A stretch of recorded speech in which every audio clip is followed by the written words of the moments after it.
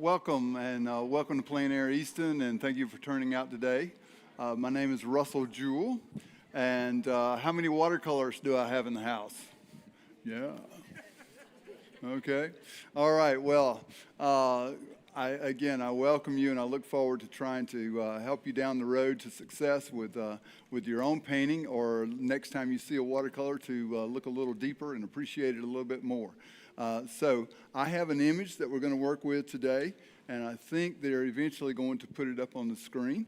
Let me make sure I got my time down.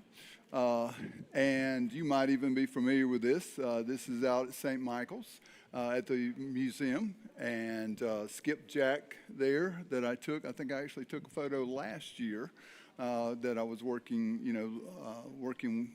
It's kind of neat. On Fridays, you kind of have your own time. The competition, you've turned everything in, and that's when I pull out the camera and start shooting all the photographs, okay? So that's where we're headed. Now, I am a retired school teacher, taught art for 36 years, and so I'm a little bit more of a teacher sometimes than a painter, and then sometimes more of a painter than a teacher. So I kind of open those doors open to share with you. So I'm going to actually pass some things around today and show you a few things that we're working with. I am going to be working on 300-pound paper, okay? And if you don't know, 300-pound paper means that 500 sheets of these, not this size, but 22 by 30, 500 sheets would weigh 300 pounds, okay? It's a nice, thick piece of paper. And it is also a rough paper. The paper comes hot press, cold press, hot press being smooth, cold press somewhere in between, and rough being slightly rough. And the nice thing about this is it doesn't bend very much when I put the water to it, and I don't have to worry about it wrinkling. I do have a hair dryer up here in case I need it, because sometimes it soaks up a good bit of water and it needs to dry a little bit. But when you're outside, if you're doing plein air painting, especially today, you can hardly keep it wet. Matter of fact, I told a story yesterday that one flew off into the water with me before, and I've actually fished it out and was able to use it the next day. So I'll pass that around just so you can get a feel for 300-pound paper. Now, when I am in competition, what I do, and by the way, I've been in competition here, I think 10 or 12 times. I buy my frame, okay, and then I buy gator board. Gator board is thicker than foam core, and it scores and pops really easy. It also can provide a paper cut, so be careful about that. I want to be able to pass this around too.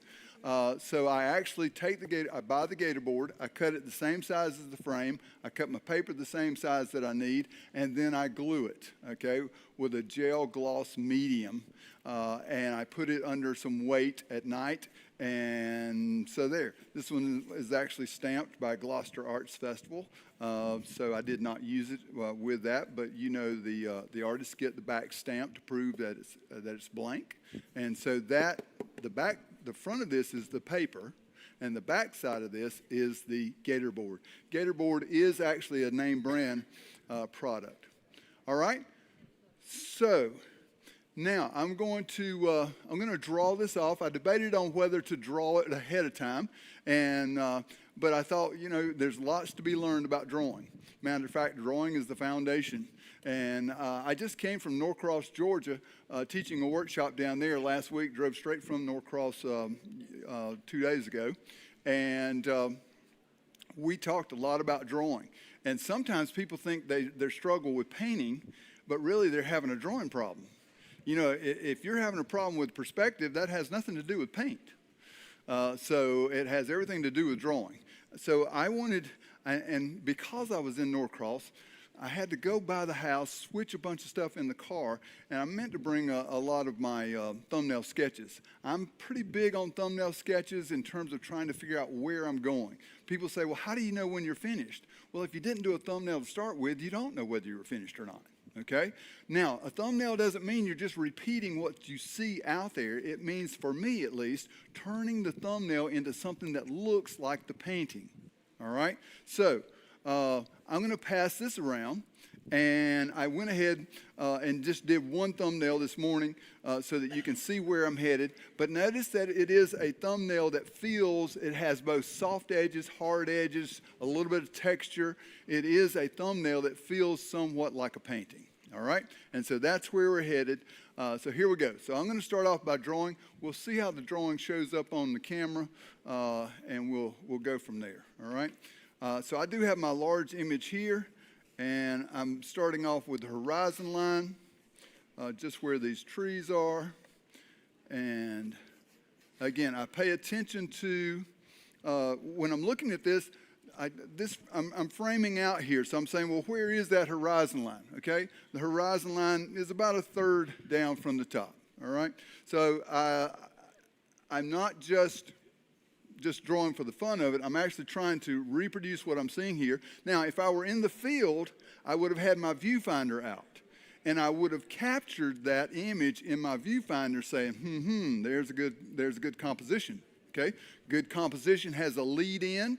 You're going to have a lead in towards a focal point, all right? Letting the viewer know where they're supposed to look. And so I'll actually show you right quick. I have one of my viewfinders. I open the viewfinder up in the shape that I'm going to paint in, okay? If it's a tall shape or if it's a skinny horizontal, okay? And the cool thing about that is I can slide this glass halfway across, and that gives me a grid on the viewfinder. And so I'll pass that around and let you look at it. I have the U.S. patent on that viewfinder. So here we go. I'm going to go ahead and play around with the focal point here. As I draw, I hardly pick up my pencil because my pencil is searching for the composition, okay? It's searching for the image. And if I draw 3 lines wrong, maybe I'll get the 4th line right, and that's the line I'll keep or I might erase or pay attention to when I'm painting, okay? So I'm actually doing what's called a gesture drawing. A gesture drawing means I'm catching the volume of the object. Now, contour drawing is very slow, meticulous drawing, but a gesture drawing is trying to capture the volume of this thing in terms of what's going on. All right. I don't know a whole lot about skipjacks. I don't know a whole lot about sailboats. So, this is... forgive me if I call something wrong. I'll try to stay with some of the lingo. My wife and I actually owned a snark at one time.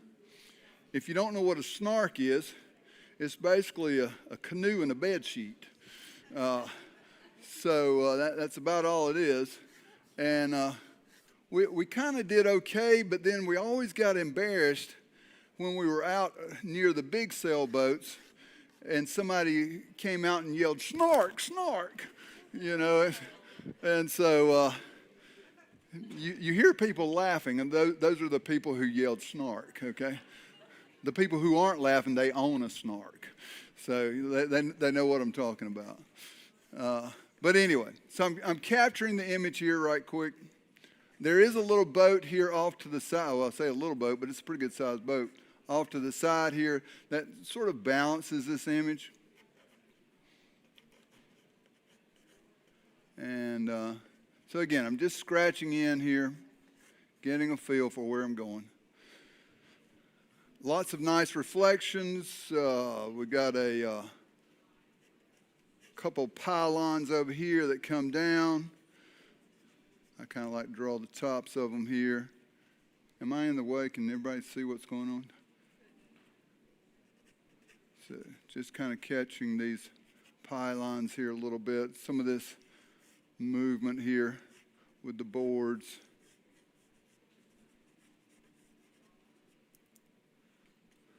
And so, notice I slow down talking as I'm drawing.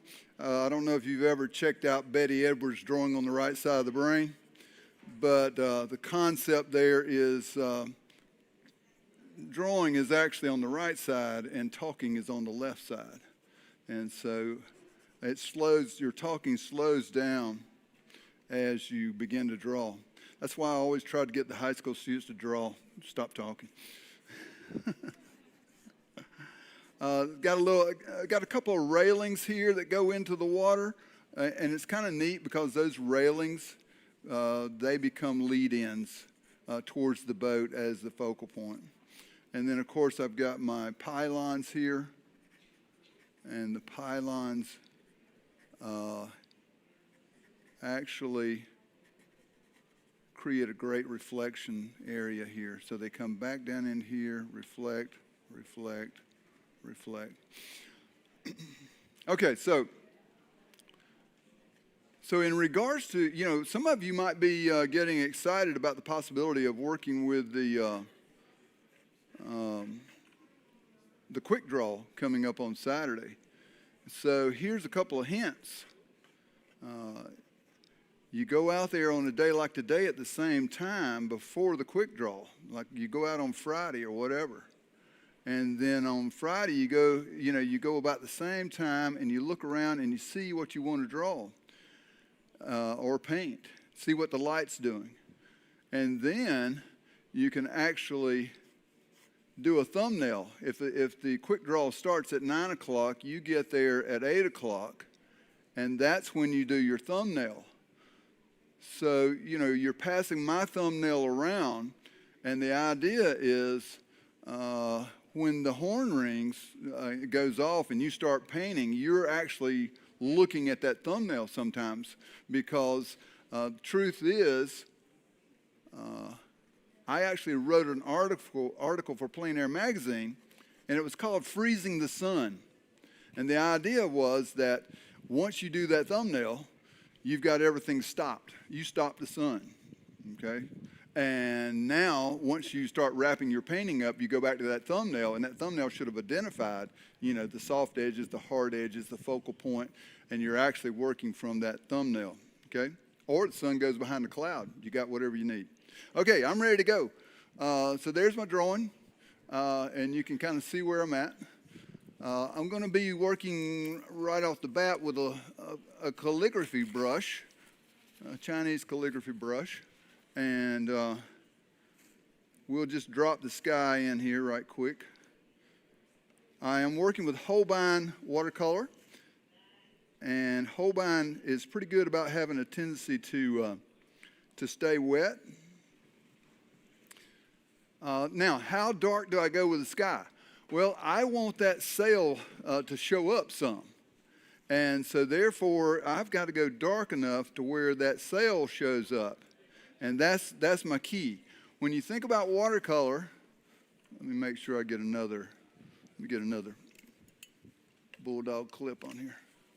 So when you think about watercolor,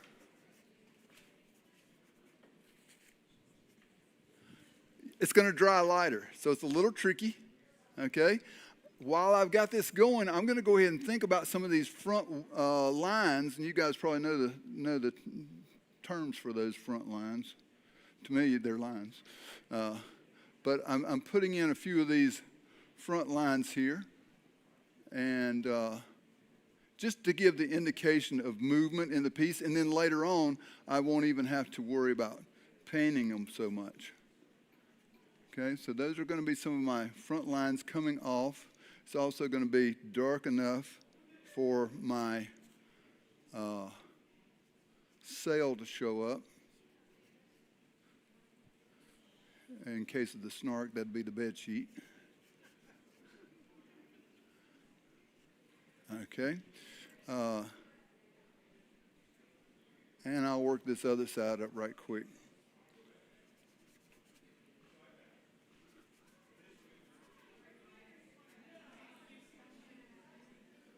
Now, the question is that going to be, dark enough? The other thing, notice that with the watercolor, I can go right on down past these trees.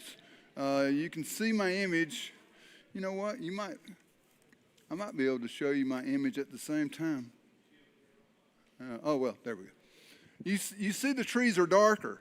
So therefore, I am free to come in there and put the blue right on down behind the trees. You don't have to paint by number per se.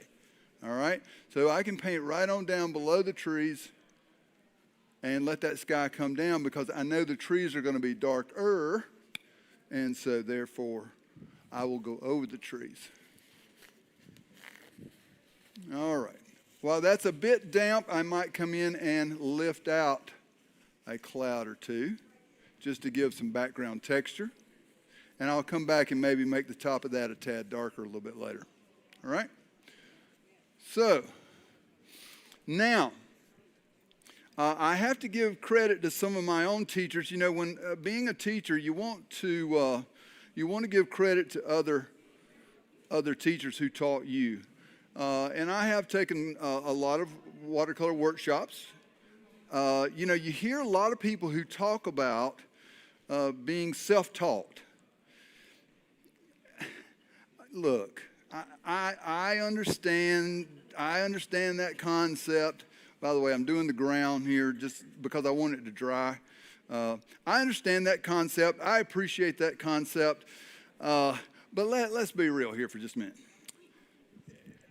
If you're a professional and you're going to go get your liver taken out, and the doctor comes in and says, "Don't worry, I'm self-taught. I got it right here." So self-taught, it's just interesting that sometimes it's not all it's cracked up to be, and I like to give credit to my teachers. Okay, so I took under Joseph Zbukvic, which I know there's a few folks out here that also took under Joseph, and he really helped me understand the thickness of paint. Okay, so Joseph would have said, "We're putting down tea and coffee right now." Tea and coffee. Later on, I'm going to get thicker, and I'm going to put down cream and butter. All right? And then he's from Australia, so then eventually he does it really thick. He said, "That's Vegemite." All right? So he's working with that Vegemite later on. But anyway, I'm just saying, if you ever see that written in a magazine that somebody takes credit for coming up with tea and coffee, they took a class for Joseph. That's how they got that, okay? So anyway, I really appreciate teachers and what they do. So that's going to allow that to dry. That's going to allow me to kind of get started here. Now comes the water, all right? Comes the water, and working my way through each one here. So I'm going to put a little bit of water down first. That'll soften that and give me a background a little bit, okay? Oh, I'm going to get rid of my yellow, by the way. Green is mean. Don't forget, green is mean. So I'm getting rid of some of my yellow here so that I don't get it up in my water too much, all right?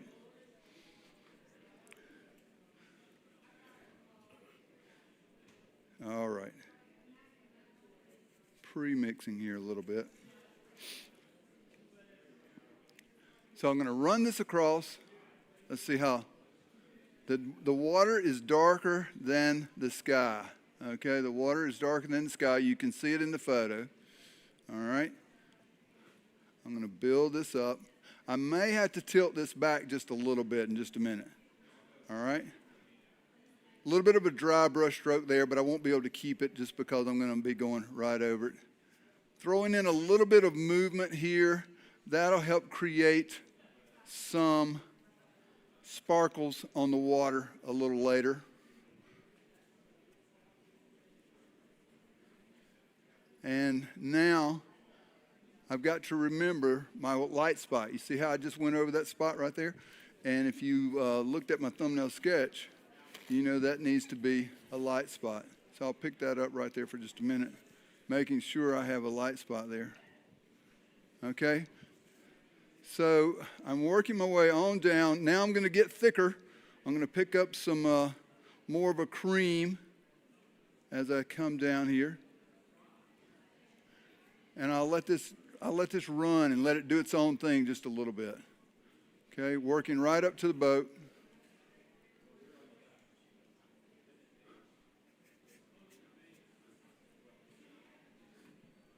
Maybe pick up a little bit of the deeper bluish green that I see here. Work around these pylons just a little bit. You see how far this this calligraphy brush lets me go, lets me keep working.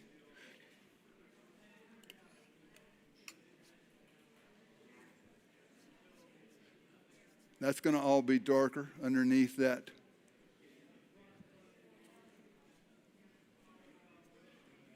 Underneath the pylons over there.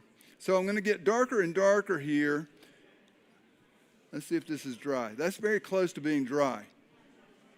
So let me build this up just a little bit.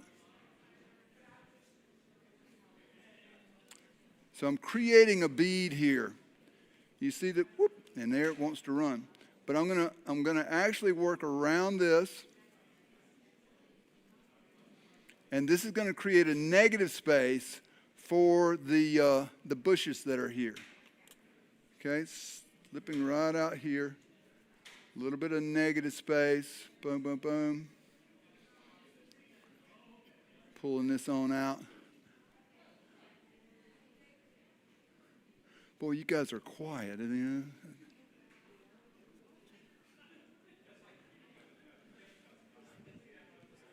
Okay.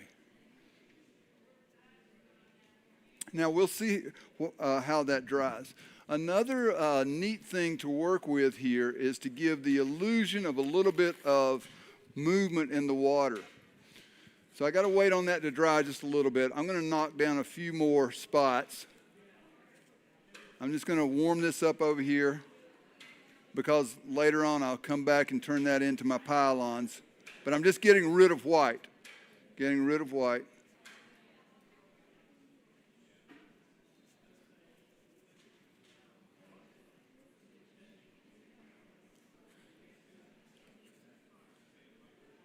And you might be saying, well, when are you going to paint that stupid boat? But here's the thing. I do want to be successful with the boat. So what's happening here, and I got this from Mary White. Some of you might know Mary White. She's a South Carolina artist and big portrait artist. So you might say, well, what are you going to get from a portrait artist? But what she does is she will do her backgrounds first. And when she does those backgrounds, she will then do a portrait that pulls from that background, and she's able to judge what to do with the white better because she's already done the background. Whereas if I did that boat right off the bat, I would be judging it against the white. Now I'm judging it against the colors that are there. All right? So one of the things I can do here is I'm going to throw in a few little movements, and this is not reflections. This is actually movement of the water as it comes into the bay. Okay, just movement of the water as it comes into the bay. And we'll just let that settle in, and it'll do its own thing. And then we'll put the reflections back on top of that. So we'll just see how that creates us a texture coming into the bay there, right? I don't want to pre-dry it. I want it to do its own running down and its own smoothness there, softness, okay? Matter of fact, I might even help it out just a little bit. We've got a pretty good air conditioner going up here. Oh, that's got a straight shot. Better not do that. All right. Well, anyway, we'll let that go. All right. Time to play around with the boat just a little bit, I think. So now, I'm going to change brushes. Because I used to think, it was cool that if you could pull one brush out and pull your paint out and go crazy and paint this beautiful painting, you were just a cooler person, all right? But the truth is, you got to have the right tool, You got to have the right tool to do the job. And so, by the way, I just bought these. I've almost rubbed the thing off already. But they're called Grabby, Grabie. Okay, they're not paying me anything to advertise this, but you get 9 of these for $49 total. Okay, so anyway, something you might want to check out. I think they hadn't discovered how good of a deal they've got. I think they're going to change that probably pretty soon. All right, here we go. Let's see what we can do with the boat. I'm going to start off with a warm boat. By the way, warm colors, cool colors, complementary colors. Okay, let me just help you out there for just a minute. Complementary colors. There's a lot of confusion sometimes about what that means. Okay, complementary colors are spelled C-O-M-P-L-E-M-E-N-T, not I-M-E-N-T. Okay, C-O-M-P-L-I means your hair looks nice today. Okay? The root word of that word is comply. We agree your hair looks nice. Okay? But the root word of complementary colors is complete, because it's 2 colors that complete the wheel. So if I want to know what blue's complement is, I got blue. The other 2 primary colors are red and yellow. That means orange is blue's complement. Okay? So it's 3 colors that make up the whole wheel, which is red, yellow, blue. So just in case you thought every time you put down a complement you had to put a nice color down, no, you're actually putting the color that is actually opposite, so it's not a very nice color. It's going to fight whatever you put down. So here we go. I'm going to put this warm color down, and I got to remember where my whites are. My white is right over there on the edge of that. So this is going to be sort of the focal point right there. All right. While I've got that there, I might actually push a little blue over here around, to this edge so I can see where that edge is. And again, I still haven't put my trees in yet. Haven't done that yet. Okay. Now I'm going to put some blue right over the top of that orange. That's the complement. And we're going to let that run together and kind of do its own thing. That's going to turn into a gray because you're using all 3 colors now, red, yellow, blue. That makes gray, all right? So I'm letting that run down so that there's a little bit of a sparkle there, a little bit of a feel for some of the sparkle to come off the water. Let that orange show through just a little bit. For those oil painters, you know, they like to do those preliminary paint, laying the color down and then coming back and having a mid-tone and working, so they work both their values out. So the concept is still the same here a little bit.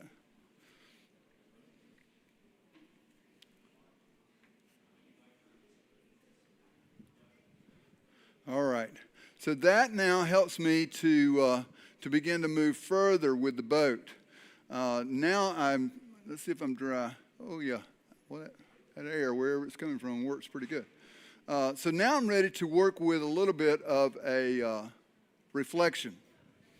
Okay? And the reason I want to work with it now is because I want to allow the bottom of the boat to begin to push into the reflection itself, okay? So I'm coming in here. I'm going to come in here with a reflection.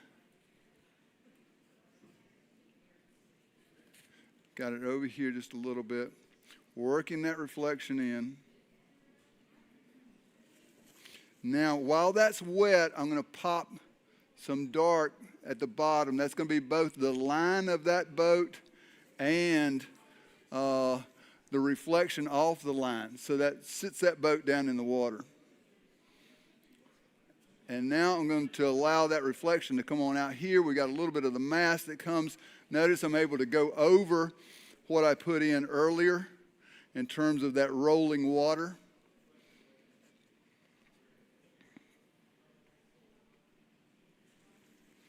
All right, and now that sort of gives me permission to say, okay, let me see what I can do with my dock over here. So I'm going to pick up Some movement coming from the dock.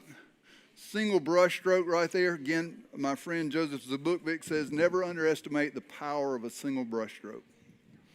It's a pretty neat thought. Robert Wade, any Robert Wade fans? Any Robert Wade watercolor? Yeah.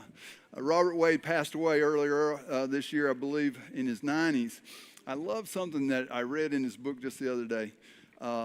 His grandchild was staying with his wife, and she asked, "Where's Poppy?"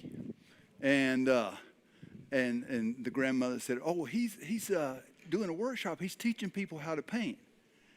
You're pulling my leg, Granny. You don't have to teach people how to paint. I thought, wow, that is so fabulous. Isn't it a child thinking painting's like eating ice cream? You just do it. Okay? So there you go. You don't have to teach people how to paint. So I'm not teaching anything. We're just eating ice cream right now. Okay. So I'm just trying to find some of that right quick. I'm hesitant to jump in here too early because I want to sharpen that focal point. So how do you make a focal point? Well, that's where your hardest edge is going to be against your softest, your lightest against your dark, your brightest color. Those are elements and principles of design. Sometimes people get confused. Well, elements and principles of design, what does that mean? You know, well, that's texture, line, color, space. But that's not a boat. And the funny thing is, we wear elements and principles of design all the time. We don't have a problem with it. Oh, this is just a checkered shirt, you know. So, but we have a problem when we say, oh, that's art, you know. So no, I'm just using texture, line, color to help draw you right here. So I'm going to have some darkest darks, my lightest lights. I'm going to point you here, okay, that type of thing. You know, the cool thing about art sometimes, and you know, with high school students, they could not stand somebody controlling them. So I said, okay, realize that as an artist, I can control you. No, you can't. Yes, I can. No, you can't. Don't look there. Don't look there. Okay? You have no choice. I just controlled you with my brushstroke. Okay? So that's what I'm doing right here. I am deciding where I want you to look with the control of my brushstroke. All right? Okay, so let's go in here. I'm going to do the background trees now. You've been waiting on them, and now it's time. The neat thing about these background trees is they're going to give us a sense of distance here. I'm going to drop this one down so I can work over here as well. These trees are up closer, so I will get them a tad darker. I'm also painting negative space around that little boat over there. I keep saying little boat. It's little in my drawing, but it's big as the skipjack. So I'm working up these trees right here. I'm not going to let I'm going to let the trees be right here near this boat. And bringing that down. Again, notice that the tree here right now is one big shape. And I don't want to dilly-dally in there too much because I want that to be a backdrop for the boat. There is a big tree right here, and if people know St. Michael's, somebody might know that tree, so I'll put that in there. So you see, okay, so now look at how that's pointing towards my focal point. I come straight on across here. And I'm going to let it get cooler because it's a little further away. So I let it get cooler back here in the background. Again, playing some color choices.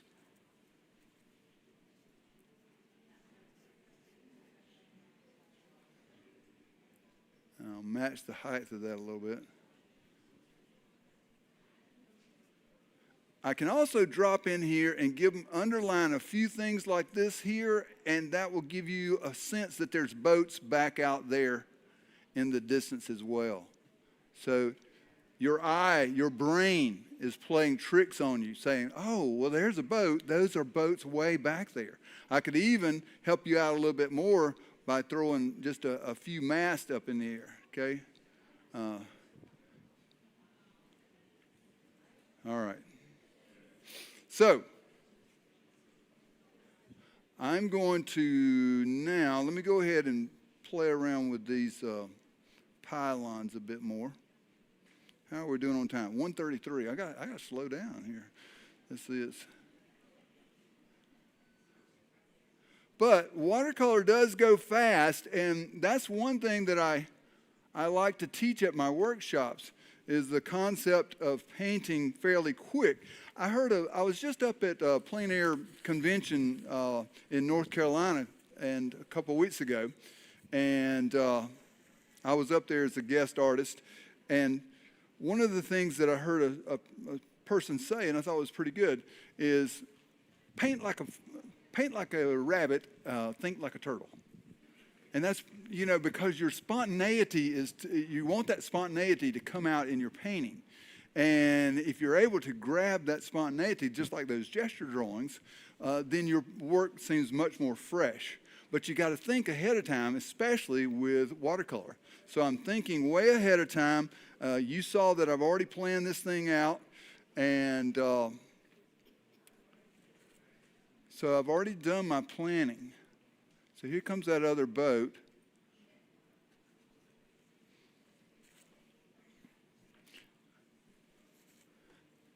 And I will probably put a little shadow on it here later. But I wanted to put that, the reason I stopped to do that boat is because I knew my pylons go over the boat, see, and the pylons are darker. So before I caught myself, I almost painted my pylons first. But that's the kind of planning you got to have. Wow, look how that boat just popped out there from nowhere. And I'll put a little shadow here. All right. So now I don't want to take you away from the main boat. So basically that boat may be done, okay? Because it's just balancing this boat off, and then the pylon is going to balance this side off. So, all right. Let's go ahead and beef up those clouds just a little bit. I'm just sneaking up on this boat. I'm just trying to determine what do I need to do to make sure this boat's going to work. I got to be careful here because we are at a pretty strong angle. I'll still catch some of this movement in here.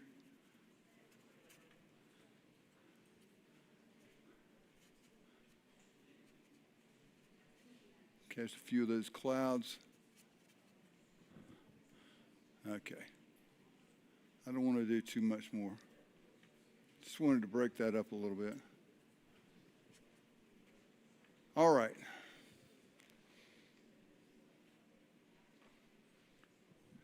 So, I'm going to work on this side now because it's dry. All right? Work on these pylons here. Thinking about a light source. So the light's shining this way. By the way, two different things. A light source creates a shadow, but a reflection comes towards you. I don't know if you're anywhere in the room, but even with these lights, if I stand here and move my head back and forth, okay, the reflection will go with me. But if it's a strong enough light source, the shadow is going to stay there, okay? So keep that in mind, that some people want to call these shadows. But these are reflections because they're actually coming towards me, all right? All right, so I was about to add a little something here to this side. So here we go. So I can go, see if that's going to be dark enough. I might go a little cooler.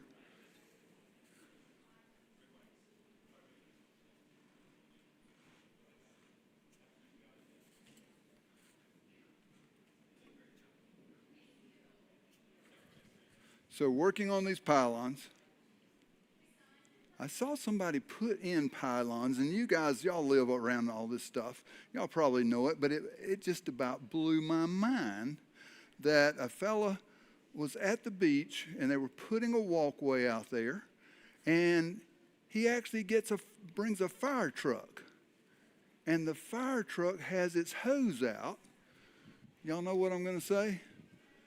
Puts the hose down in the sand, blows that water down in the sand, and the guy was able to take that pylon and push it down with one hand into that sand, and they stopped the water, and that thing sucked up right there. I could not believe it. That I thought, what am I seeing? I had no idea that they could put a pylon on the beach like that. Well, enough about pylons. Here we go. I'm just catching those pylons there a little bit.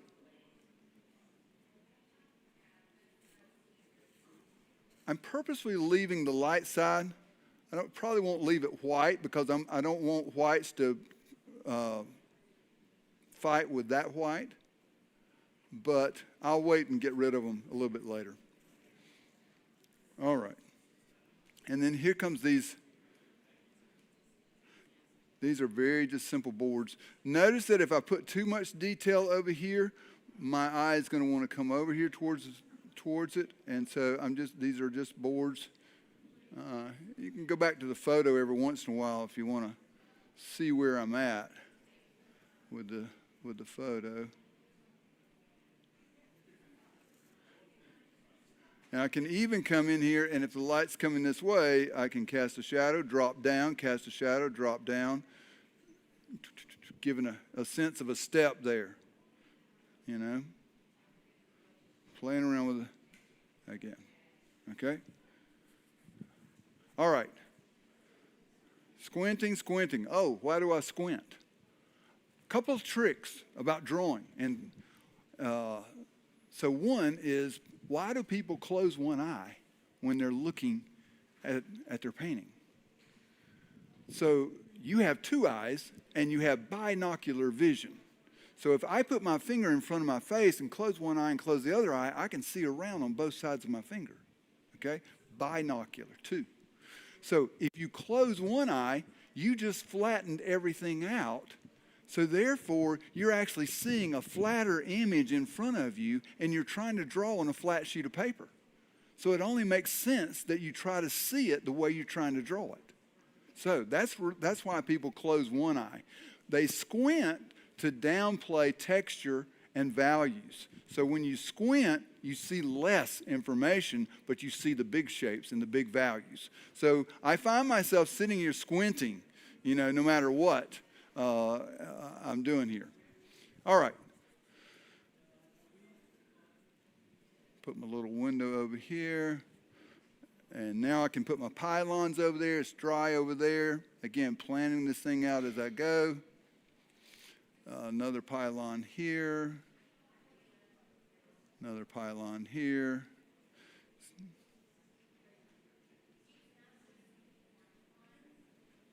Okay. And I am now ready to look at, whoops, don't mean to change it up there. Oh, that wasn't holding on to anything. No wonder am I okay? I'm kind of done right there. So now I'm looking at doing the reflection over the top, and I'm looking at my photo. Remember, I have my photo, and so I would have, obviously, the real world to look at. So this is going to be my reflections here. So I'm going to come down below here.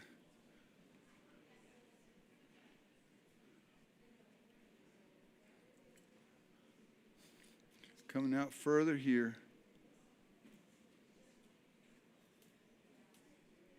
Watercolor does dry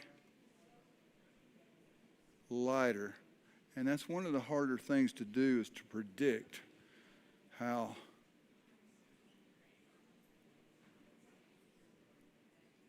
light it's going to be. I'm debating on whether this is too much of a white. So now I'll show you a trick. This is like, I have to be careful. Some of you might know Vlad Yesovic. Vlad's a great painter. He's been here at Plein, Easton. We've competed against each other and shared information. Vlad's a good friend of mine. But one day he was doing a demo here in Easton, and I walked in, and he's just like everybody else. He's competitive. And he says, "I see Mr. Jewell walked in. I have to be careful what I say." So I have to look around and see what other watercolorists are here, see if there's anybody I don't need to share this with. But anyway, a cool thing And this is my own little invention. Remember, school teachers got to come up with stuff. I mean, you just got to come up with stuff. So I've made these, and I'm willing to share with you today. I got a warm one. I got a cool one. I've got a gray one, okay? I even have a light color one, okay? But what are these? So I have taken transparencies, and you got to be old enough to know what a transparency is. But anyway, Staples still sells them. Transparency, you remember the old overhead projector? Okay, transparency. And I have taken and put acrylics in a little bit of spray bottle and mixed it up and then let it jump over, just spray mist it till it drops over onto that.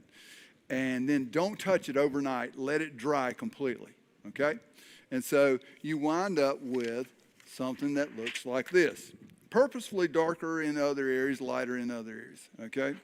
And the nice thing is it's acrylic, so it won't come off, all right? But watch this. I wonder if I need to get a little darker here. What would that look like if I knocked that down? Ooh. Okay, you see what that did? What happens if I warm up this down here? So I actually use this in the field. You can see this fits right in my backpack. So when I'm trying to determine how far I need to go, or do I need to add another wash, this is just like adding a wash. By the way, when I do my thumbnail sketches, I work with a mechanical pencil. The reason being is it stays the same, sharpness the whole time. And so if I'm hatching, cross hatching, I hatch it darker, that's another layer of watercolor. It's just the same. So see, that I'm trying to get you to think, I want to draw like I paint and paint like I draw. Okay? So I'm looking at possibly, that might be a little too strong. So I might go ahead and knock that down because I want to put that reflection. I see a lot of green on my palette. Green is mean. Be careful.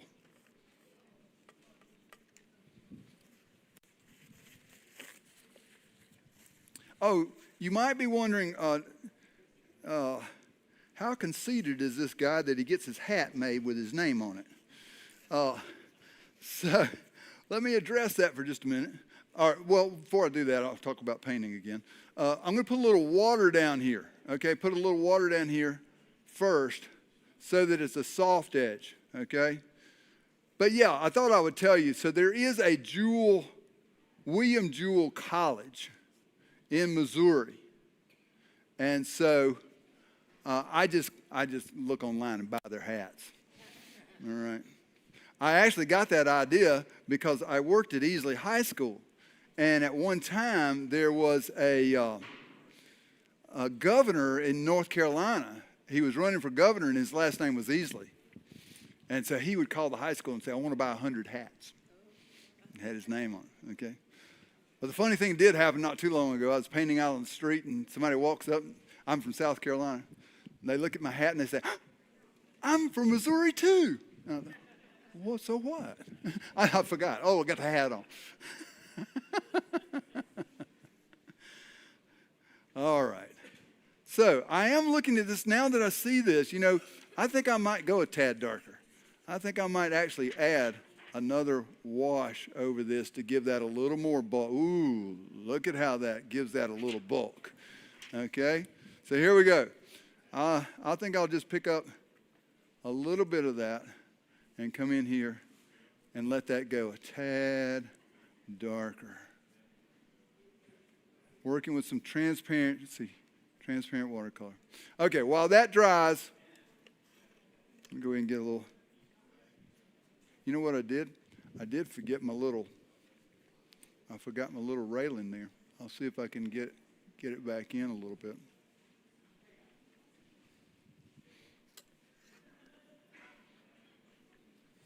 All right, let's go ahead and finish out the boat. Changing brushes, getting something a little sharper to finish out the boat. And now I'm going to put a few little details on the boat. The way Zbukvik would describe these details is he would say, this is the jewelry. And he said, it's just like a woman getting ready to go out on the evening. And that is, you put the jewelry on last. And so now I'm starting to put the details on, playing around with some of this jewelry. And we've got this big furled sail up here. And of course the movement of the skipjack there. I'll try to get that going on. You see what that did immediately.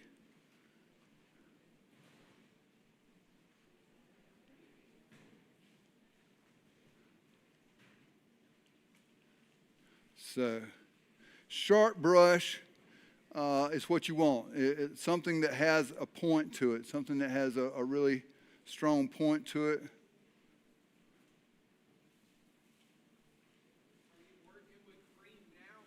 Am I working with green now? Cream. Yes, thank you. You are the man.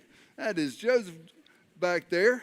And I am working with cream. I'll go ahead and put in the mast here. The funny thing is, I kind of showed my ignorance on this. The first time I did my thumbnail sketch, I did not lean the mast to the left. I leaned it to the right. And it took me about an hour to figure out why is my boat turning over? So it's just those little things. You know, sometimes perspective does you that way. You know something's wrong, but you don't know what it is, and you can't put your finger on it.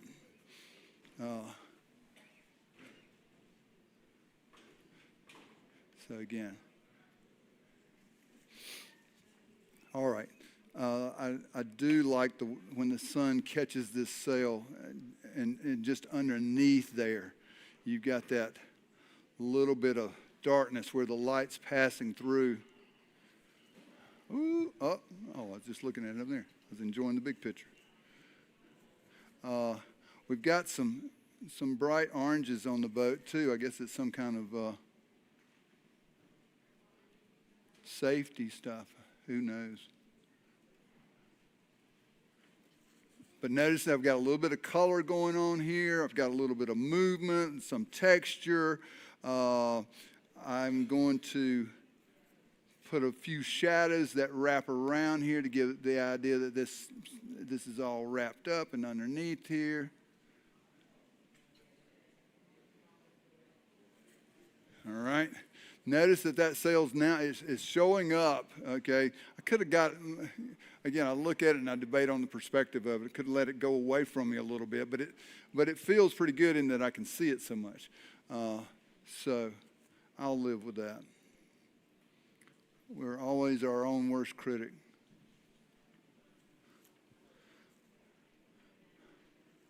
Okay, so now I can come back in and put in some of my reflections. I'm getting a feel for what the boat looks like and how close I am to working it up. Everything's dry over here, so I'll get a fresh brush, something that's got a little bit more movement to it.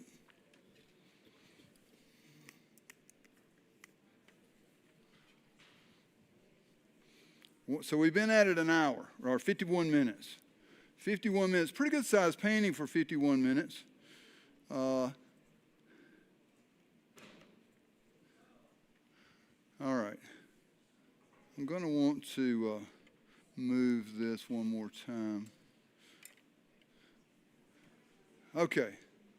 So we've got here, I'm going to flash that out there.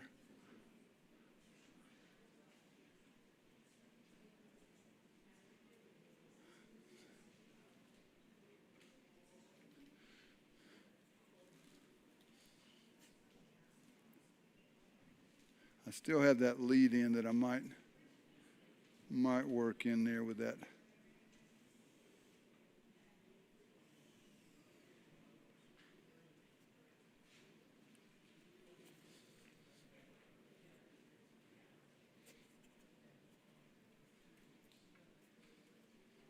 So another little trick that's pretty neat is that, notice I'm going to go a little darker here, but I start here and I'm pulling you back in layers, okay, as I go here. So this is going to get darker, but yet not definition. So I'm not going to have much definition there, but I'm going to pull you back in layers. So I'll work something up pretty good size there and let that be drying. So I want to push this just a little bit more. Give it a little bit of weight down in here. I can kind of really have some fun here just throwing paint around.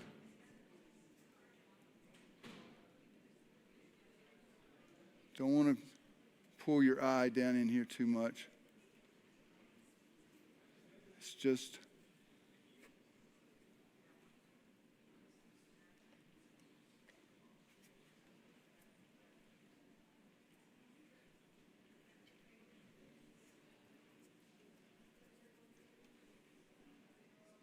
okay.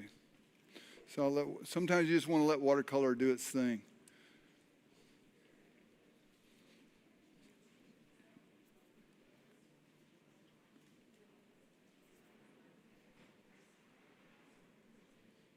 Trying to get dark enough here.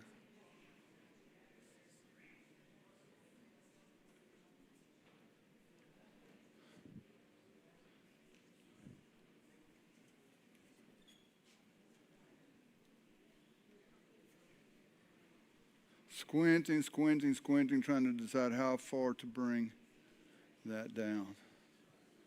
Because I want you to jump over this information.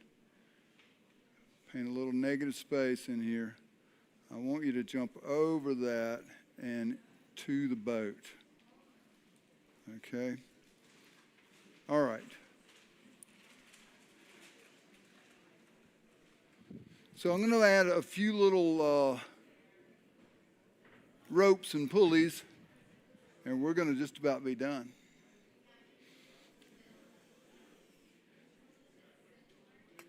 Get a paper towel in hand. I don't know if it's a habit or if it's a need or if it's Linus's blanket, but it's something that helps me feel better about painting. So I've got other tricks you guys might know. Some of you are familiar with the fact that I don't use glass.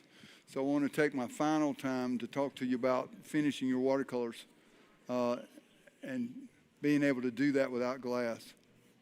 So I'm just pulling down some strings here.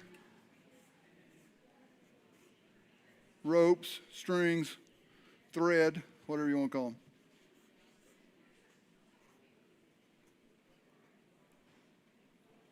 All right.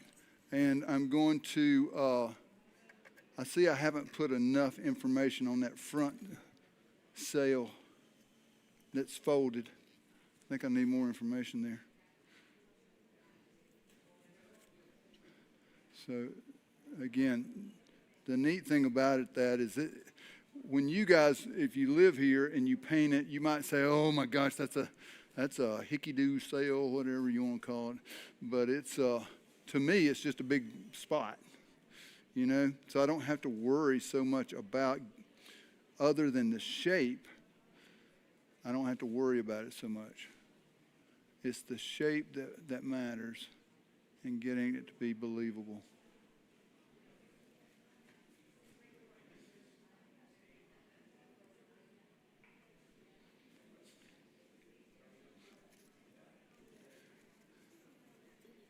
All right.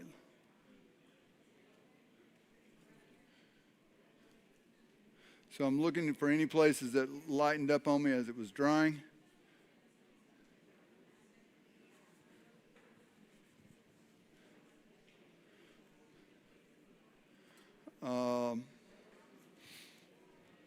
I'm looking for places that I could calm down so that the white doesn't show up so much.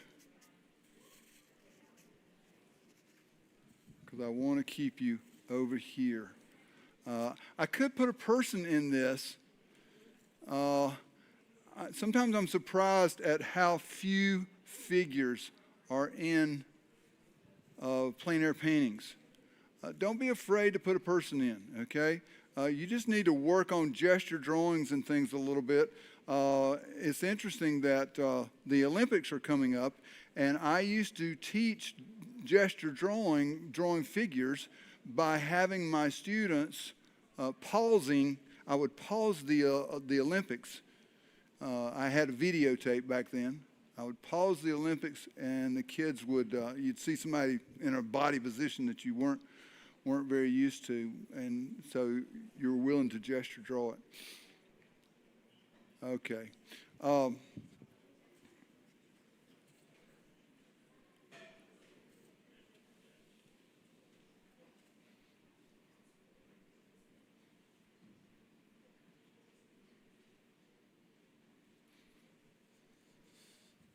Let's leave it at that and talk for just a minute.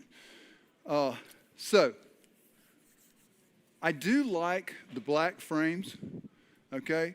They punch, and you know, it's kind of interesting to see how Plein Easton has changed from gold to black to, you know, over the years, people choosing things.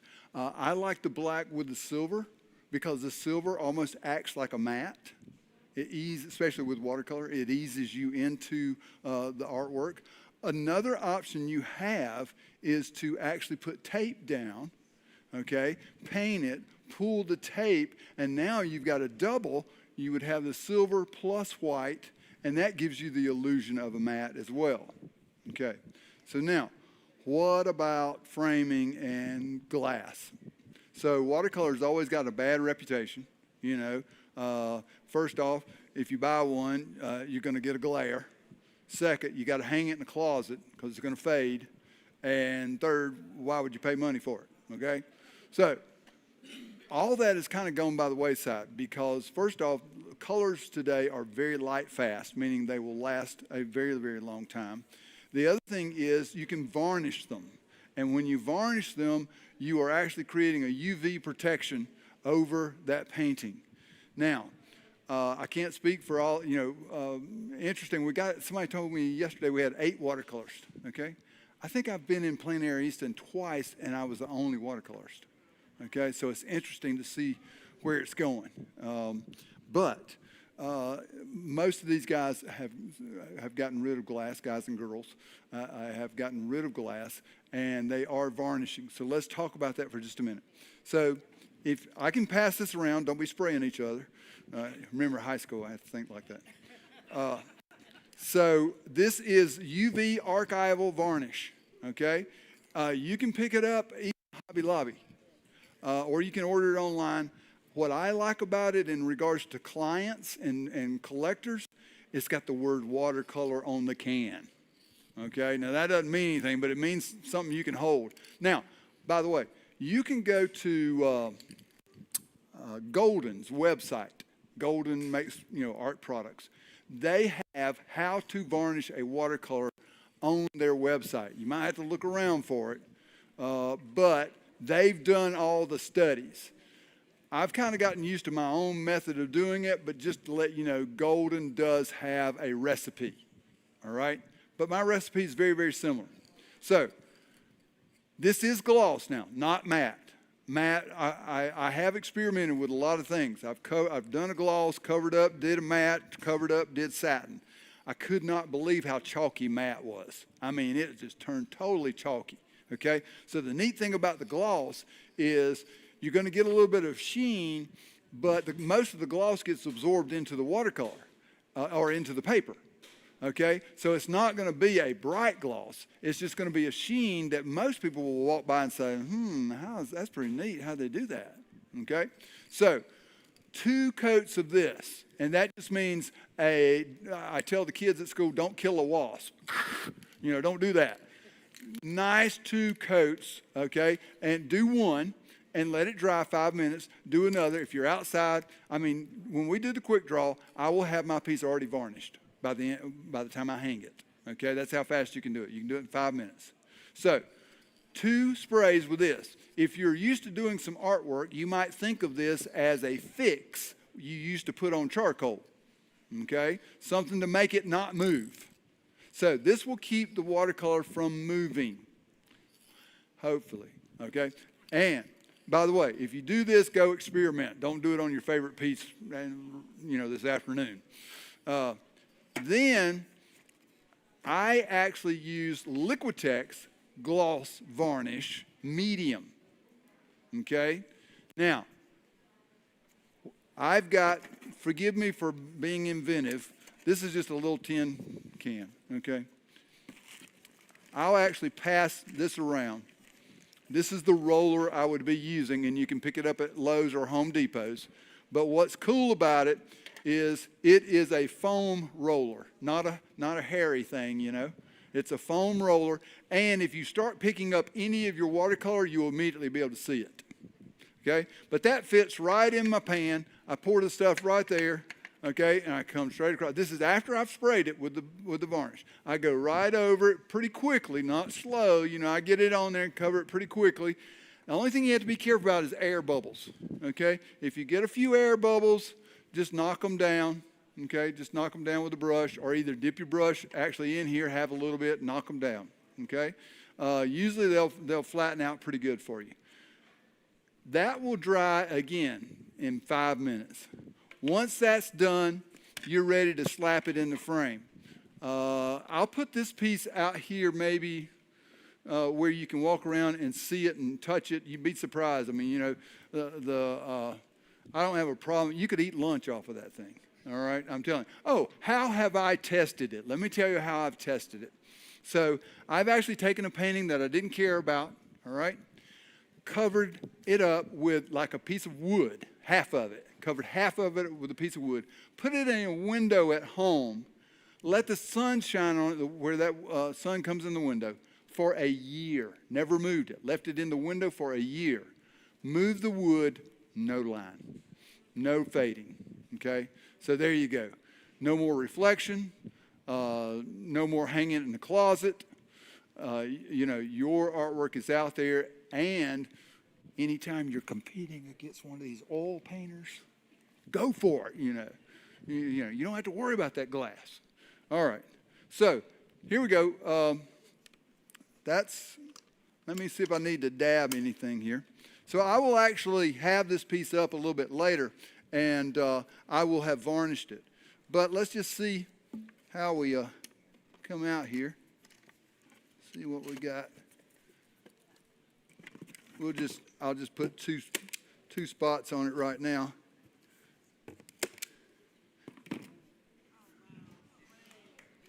Okay. So there we go.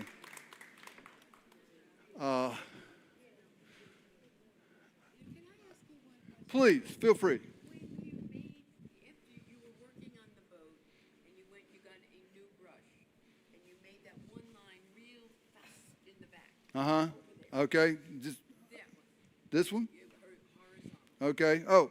Yeah, that one. And it ended up with little white dots. Yes. Did you know that was going to happen? Yes, that's called a dry brush stroke.